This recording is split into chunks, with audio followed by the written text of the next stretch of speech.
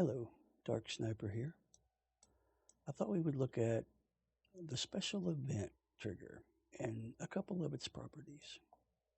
So to begin, let's get a special event. Go up to the actor browser, the pawn, open it up. Triggers, drill down to special event. So let's place a special event. Right click, add special event. We're going to select it. I'm just going to hold down both the left and mouse button and the control button and kind of move it up in the air just to get it out of the way. So there we are. There's our special event.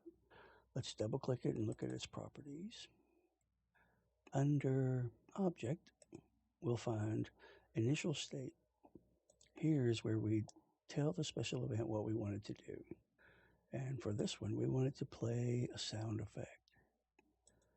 So we have our sound effect. And now our purpose is whenever someone comes onto the bridge, the other players are alerted to that fact because a sound plays. All right, so we have our play sound effect. We need to choose the sound. Let's go up to the sound browser, denoted by the speaker. We're going to open up, how about Doors Modern? We just want a clanging sound like they stepped on the metal bridge.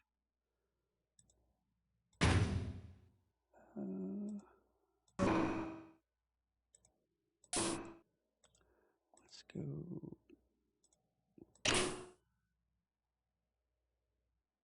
Maybe I should have picked one.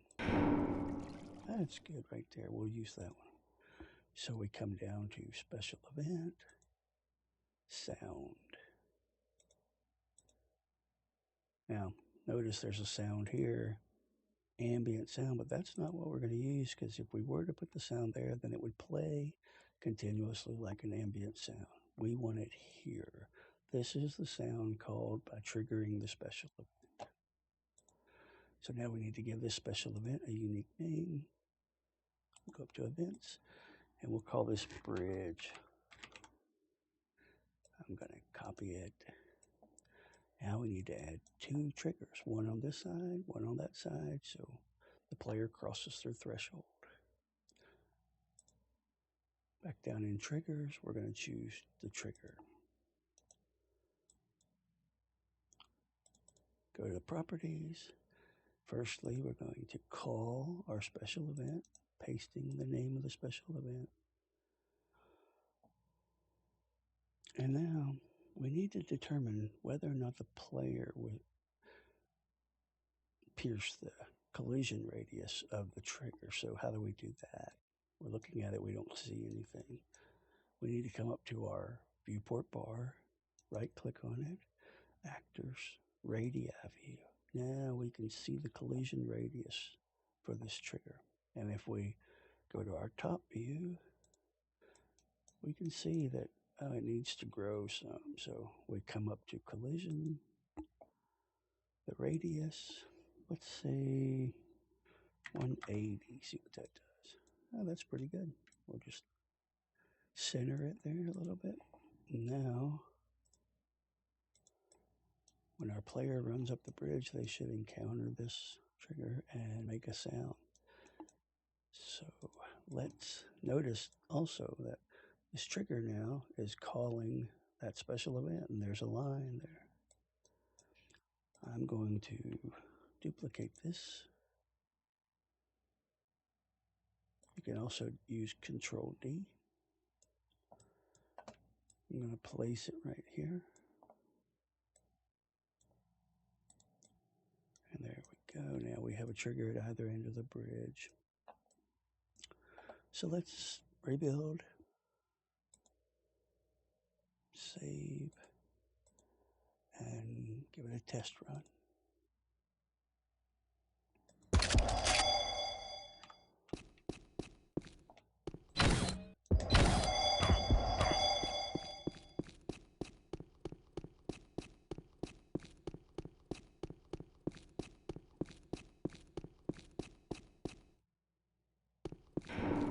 Oh, there we go. So anytime anyone, now the player is made aware. Let's look at one more special event use. So back down in triggers, special event.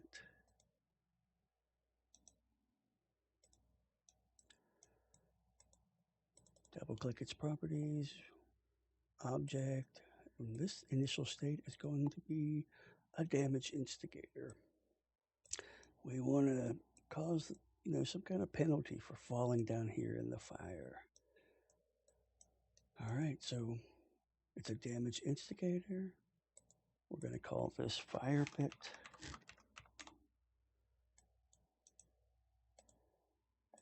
And now we need a trigger. So as you noticed with the initial special event, you can have multiple triggers calling the same special event.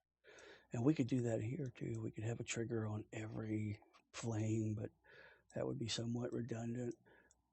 Let's grab a trigger.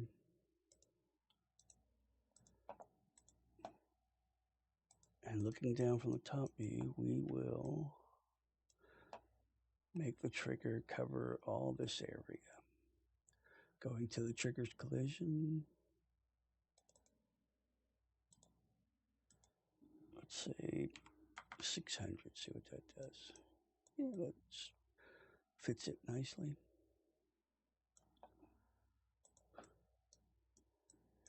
So when the player falls down here, they'll encounter that trigger. Now we need to go back to our special event. We have damage instigator. Now we need to tell how much damage will it cause.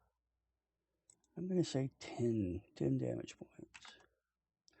And for fire, if we say the damage type is burned, then if we die in it, it will tell us we were incinerated.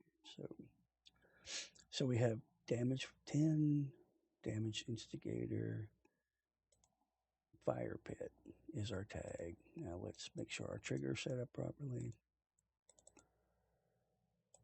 Trigger, we need to call the fire pit. And here's the thing. Since this is one large trigger, if we fell down into the pit and we stayed there, we would only incur 10 damage points until we left the trigger and came back. Unless we tell the trigger to repeat. And here's how we do it. Under trigger, repeat trigger time, let's say 2 seconds. That way the player may have time to get out before they die. Rebuild, save, let's test it out.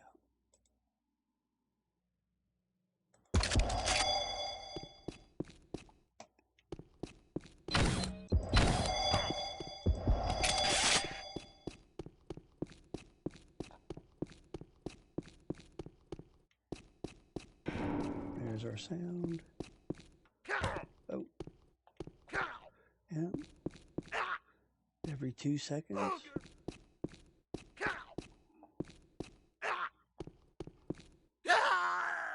And Dark Sniper was incinerated. All right, that'll do it. I hope you found this helpful. Thanks for watching. Have a great day.